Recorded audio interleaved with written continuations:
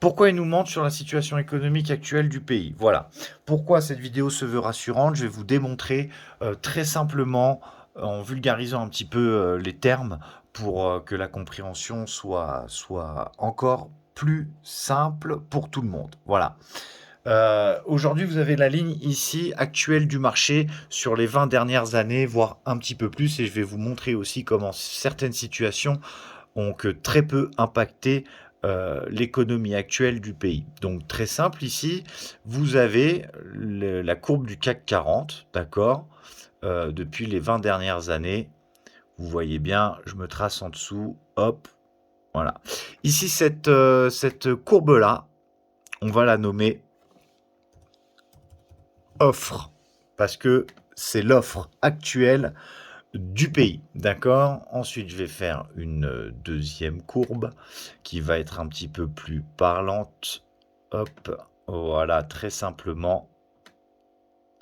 Et cette courbe-là, je vais la faire un petit peu plus grande pour qu'on s'en aperçoive. Et cette courbe-là qui part d'ici et qui fait ça.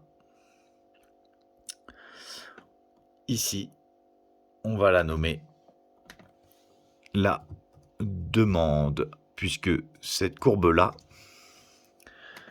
c'est tout simplement la démographie. Donc la démographie, c'est, si vous regardez les chiffres de la démographie actuelle, euh, c'est le nombre d'habitants qui ne cesse de croître. Donc plus le nombre d'habitants croît, plus la demande est importante. D'accord? Donc ici, c'est l'évolution de l'offre en fonction de la demande. D'accord? Et on voit que cette courbe, qu'est-ce qu'elle fait? Depuis les 20 dernières années, elle augmente, elle augmente, elle augmente, elle augmente, elle grandit. D'accord? Elle grandit et elle cesse de croître.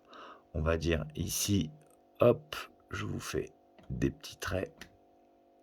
Voilà, pour montrer que ça tire les prix forcément vers le haut. On va faire des petites flèches, très simplement.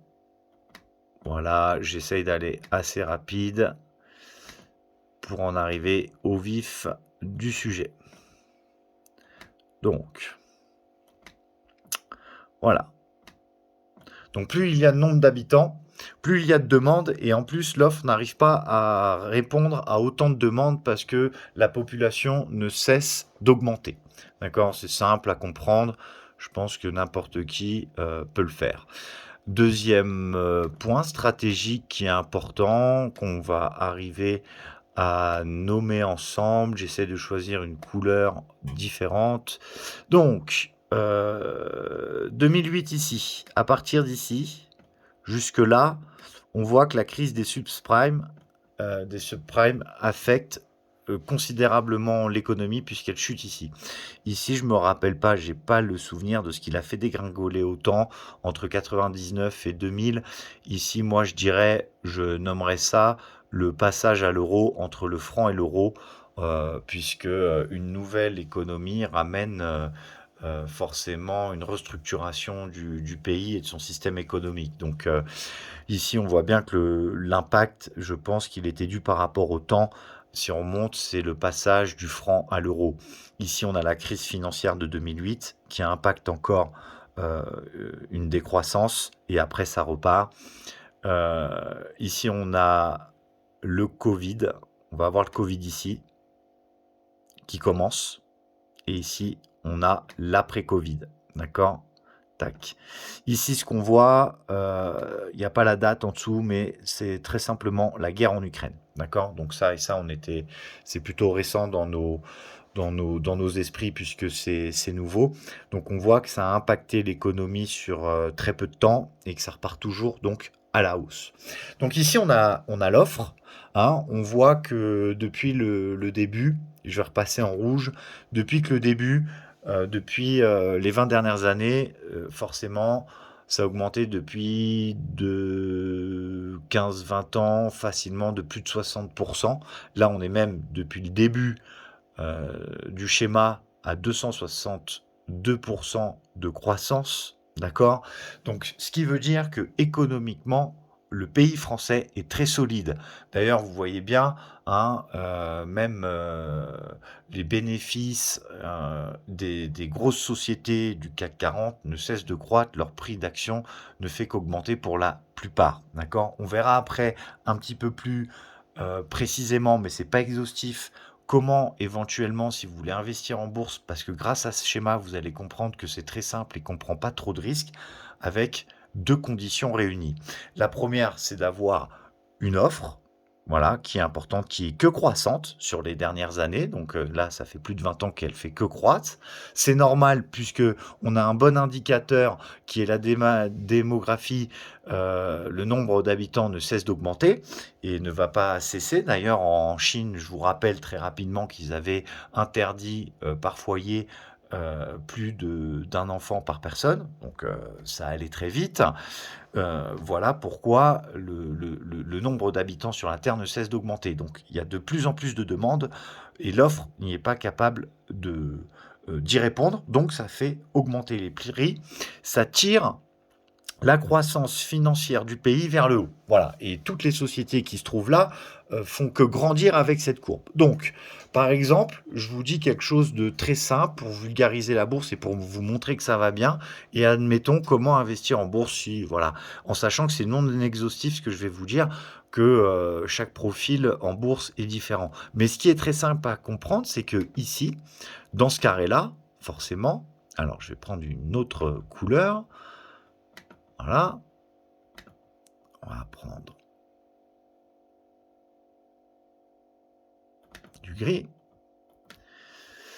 Ici, dans ce carré-là, c'est les actions boursières du portefeuille, donc qui vont grandir en même temps dans cette continuité, hein, parce que cette continuité-là ne fait que connaître le même schéma et va connaître le même schéma sur des années à venir. C'est pour ça que tout ce qui est les vidéos sur reset initial bancaire, l'effondrement bancaire, etc., non, c'est clairement là, sur les 15-20 prochaines années, les reins de la France, économiquement parlant, sont très très très très solides, donc il ne faut pas s'inquiéter. Donc ici, c'est tout et n'importe quoi, c'est toutes les entreprises du CAC 40, même s'il y en a qui vont à la baisse, d'autres beaucoup plus à la hausse. Je pourrais montrer des exemples concrets, mais c'est pas le but de la vidéo. C'est juste pour vous montrer très simplement comment, avec cette évolution d'offres et de demandes qui ne fait que de croître du fait qu'on est de plus en plus nombreux sur la Terre, il faut en profiter.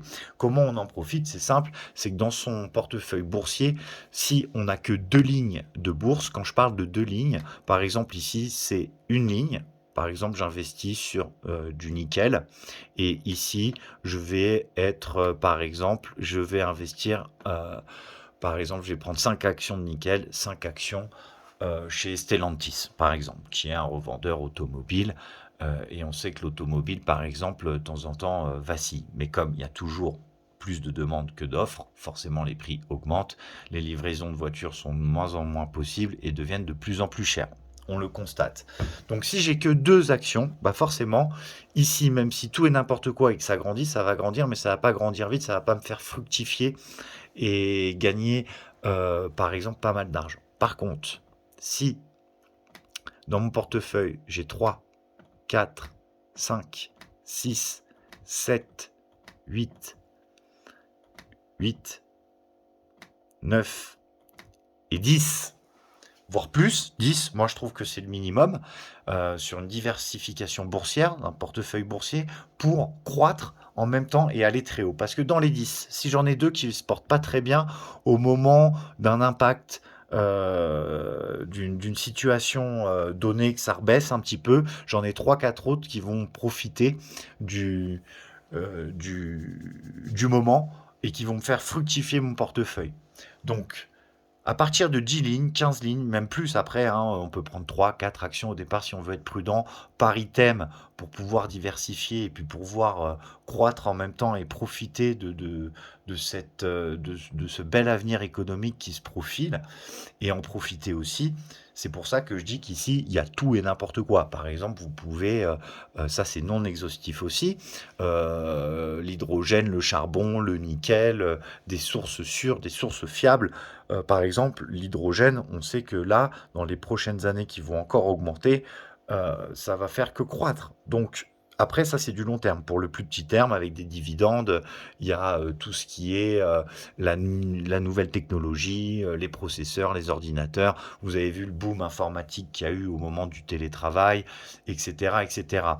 Là, moi, où je serais un petit peu plus prudent, c'est tout ce qui est les valeurs immobilières, puisqu'on voit que le covid, quand même, a eu un impact, je pense ici significatif.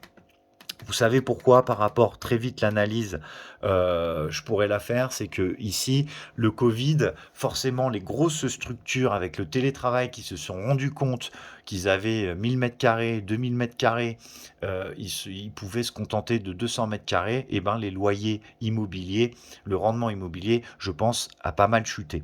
Au dehors de ça, vous voyez bien que la situation économique telle qu'elle se profile, avec ces courbes-là, de démographie, et avec l'offre qui ne peut pas répondre à autant de demandes d'ailleurs, les prix ne font qu'augmenter, donc autant en profiter. Mais rassurez-vous, les Français, nous n'avons pas à rougir, on ne doit pas avoir peur de la situation économique actuelle du pays. Donc ils nous mentent.